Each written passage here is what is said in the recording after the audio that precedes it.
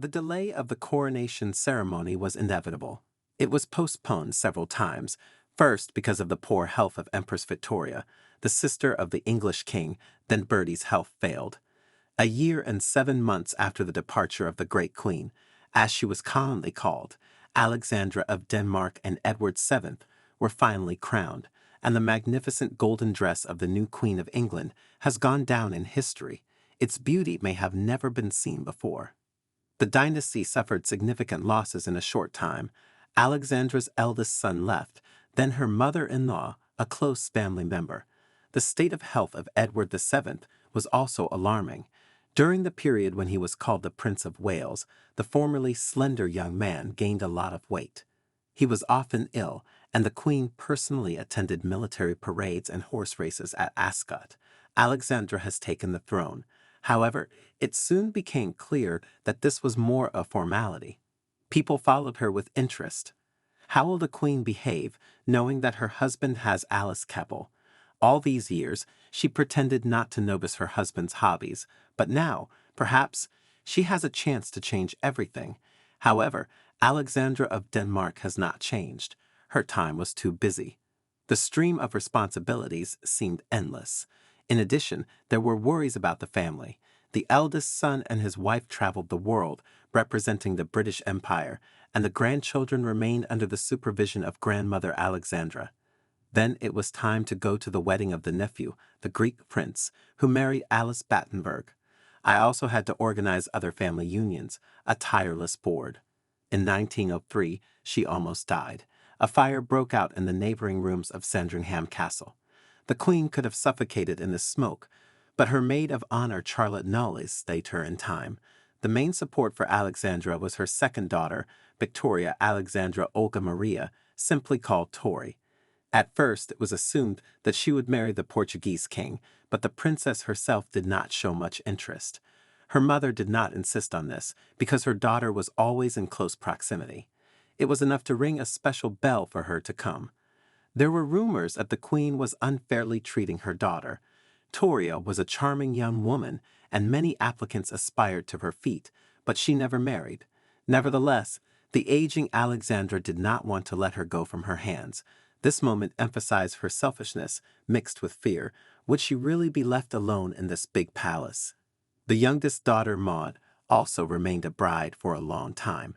One marriage did not work out because of the German origin of the applicant, another, because of the groom's lack of desire to commit himself, the third, because of the disappointment of the groom's mother, and only on the fourth attempt the wedding took place.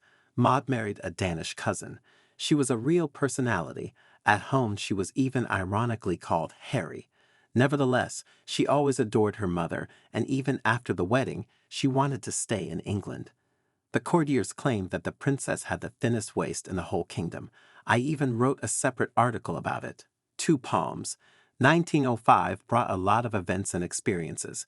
It began with a fun trip to Portugal, but the departure of her daughter to Norway became much more significant. Maud could no longer live in London. She herself became a queen in a far northern country. Another serious test for Alexandra was the death of her father, the Danish King Christian. They treated each other with great tenderness. Despite the fact that Alexandra had been living in England for a long time, she still visited her homeland every year to see her loved ones. However, this time she was far away, and her father's eyes were closed by his other daughter, Dagmar, who became Empress Maria Feodorovna in St. Petersburg. An unbreakable friendship with her sister accompanied Alexandra throughout her life. Their similarity was obvious, and the Danish princesses, once on 2 different European thrones, always remained close and did not lose sight of each other. They even bought a villa together in Denmark, where they could enjoy the absence of royal conventions and remember their childhood years in Copenhagen. There they could just be themselves, like 2 girls. In 1908, the Queen of England met with members of the Russian imperial house.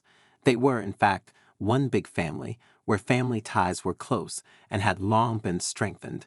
It was extremely difficult to distinguish Cousin Nicky from Cousin Georgie, Emperor Nicholas, second from the heir to the English throne.